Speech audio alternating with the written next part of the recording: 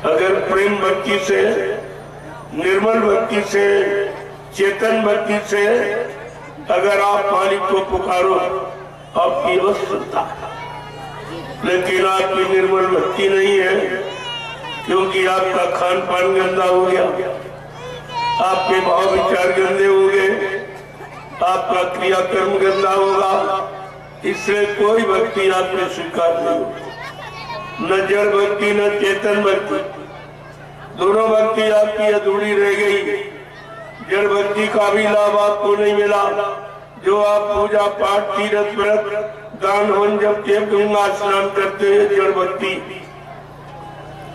इस भक्ति के करने से भगवान नहीं मिलता।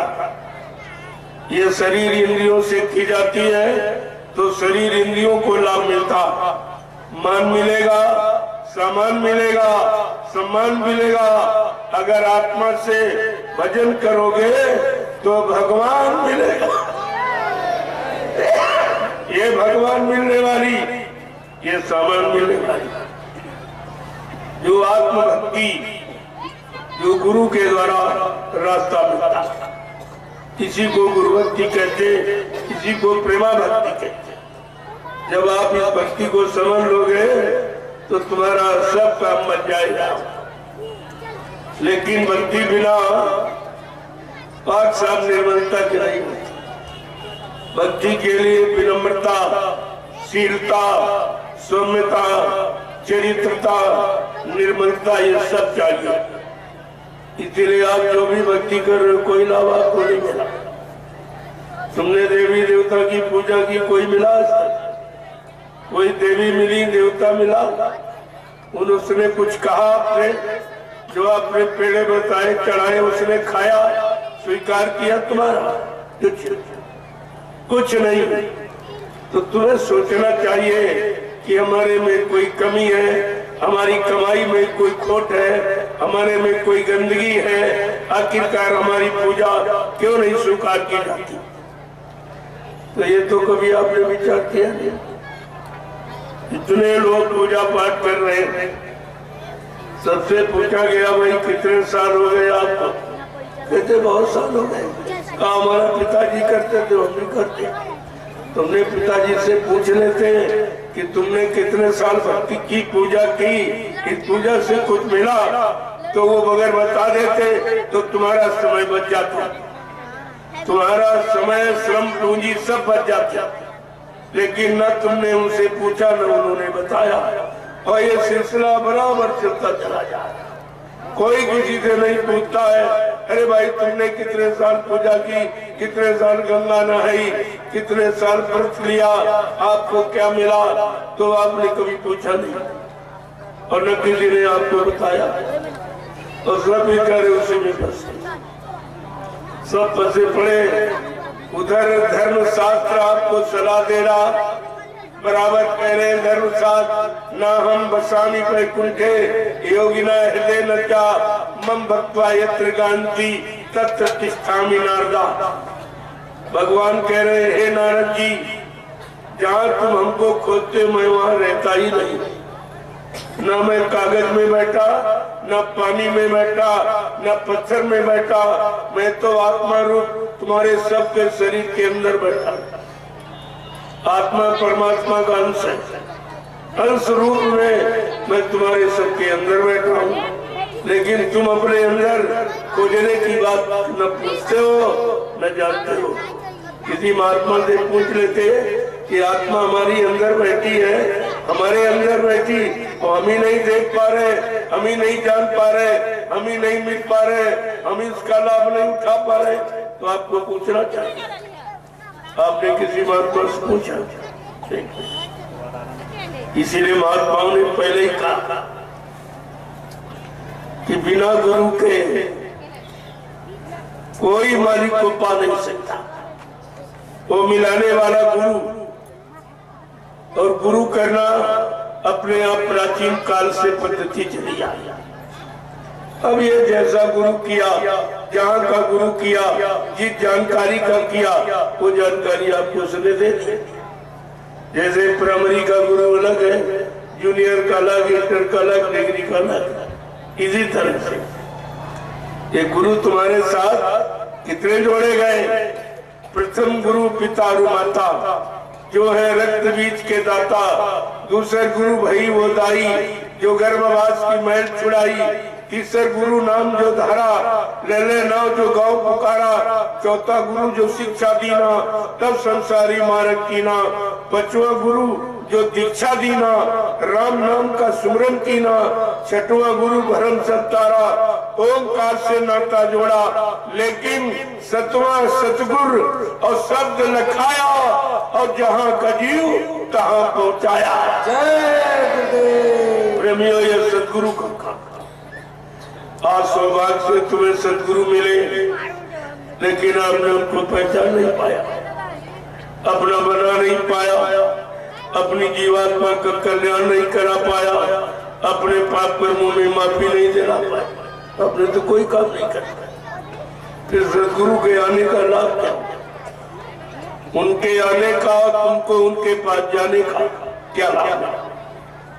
जो उन्होंने दिया और तुमने लिया, लेकिन उसका लाभ कुछ नहीं प्राप्त किया, क्योंकि आपने किया नहीं। कोई चीज ली के रख लो, दवा लेके रख लो, तो क्या बीमारी चली जाएगी? दवा अगर खरीद लो तो खरीदने बीमारी चली जाएगी। फिर जेब में रखो, कहते हमारे दवा पड़ी हुई, तो क्या बीमारी चली जाएगी? बीमारी जाएगी खाने से, वो भी जिस हिसाब से वो डॉक्टर वैद्य हकीम बताए, जिस परहेज के साथ बताए। जब परहेज के साथ दवा इस्तेमाल करोगे तो फायदा करेगा। ऐसे ये तुम्हारे जीवन की शिक्षा, जो तुम्हारे जीवन को सुख शांति प्रदान करने वाली, इसमें भी परहेज है। सबसे बड़ा परहेज क्या है? जैसा करो आहार वैसे बने विचार, और जैसा खाओ अन्न वैसा बने तन मन, और जैसा पियो पानी वैसी हो बीमारी। ये भारत धार्मिक देश के लिए ये नियम कानून बना हुआ। अगर इसे मानते रहोगे तो आपको लाभ मिलता रहेगा, नहीं मानोगे तो कुदरत सजा दे देगी। ये बीमारियां क्यों आई? बीमारी क्यों बढ़ रही है? डॉक्टर में पता नहीं लगा पा रहे, उनके बाद कोई दवा ही नहीं। अभी आपके सामने एक बीमारी आई थी कोरोना नाम, कोई दवा आज तक उसकी बना पाया किसी के पास? सब अंदाजा इलाज तुम्हारा करते, किसी को, क्योंकि ये कभी थी नहीं। जब थी नहीं तो उसकी मतलब जानकारी नहीं थी, उसके जानकार वैद्य डॉक्टर भी नहीं थे, तो वो थे ही नहीं, और जानकारी नहीं थी और दवा बनी नहीं थी, तो दवा देता कौन? सब अंदाजा इलाज हो रहा, और उससे कोई लाभ नहीं मिला। करोड़ों चले गए, झटके में कुछ नहीं कर पाए। कुछ डॉक्टर फेल, दवा फेल, और तुम्हारे जितने जिम्मेदार वो सब फेल। ना प्रधानमंत्री मदद कर पाया, ना मुख्यमंत्री, ना राष्ट्रपति, कोई मदद नहीं कर पाया। प्रेमियों, ये है कुदरत की नाराजगी, जो मैं आपको बताने आया हूँ कि आखिरकार बीमारी क्यों नहीं जा रही, बीमारी ये बढ़ती क्यों जा रही, लड़ाई झगड़े बढ़ते क्यों जा रहे, परेशानियां बढ़ती क्यों जा रही, तकलीफें बढ़ती क्यों चली जा रही। आपको इस पर विचार करना चाहिए। और आपका सब उल्टा हो रहा, तुम धर्म कर रहे हो, धर्म बढ़ गया, तुम्हें पुण्य सिखाया गया या पाप बढ़ गया, तुम्हें सत्य कहा गया बोलो, यहाँ झूठ सब बोलने लगे, तुम्हें कहा रहे और दया करो या मार का हिंसा होने लगे। ये सब उल्टा कैसे होगा? इस पर आपको विचार करना चाहिए।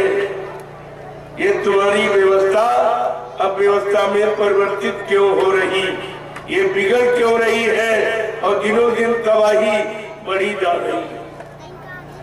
कहीं से शांति पाने की खबर नहीं है, चाहे कोई महात्मा हो चाहे कोई नेता हो, कोई शांति और सुख की बात बता रहा, या शांति सुख कैसे मिलेगा?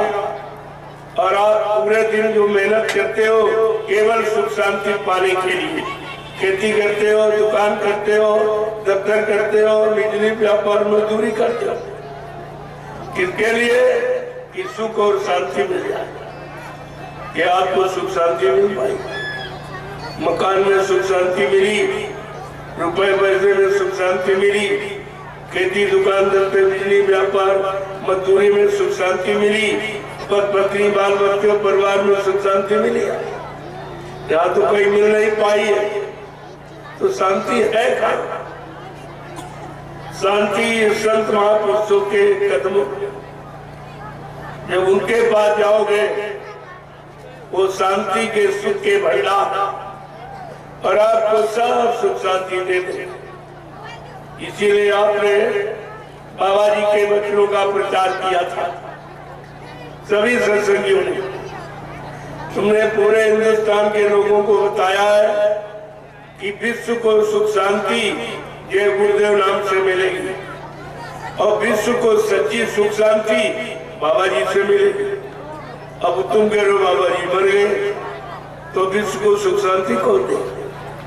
ये तुम्हारी बात झूठ हो जाएगी। लोग कहेंगे तू भी झूठा, तेरा गुरु भी झूठा। कहने के पहले आपको सोच लेना चाहिए, बिना विचारे जो करे सो पछताए और काम बिगाड़ो आपने जग में वो एहसास।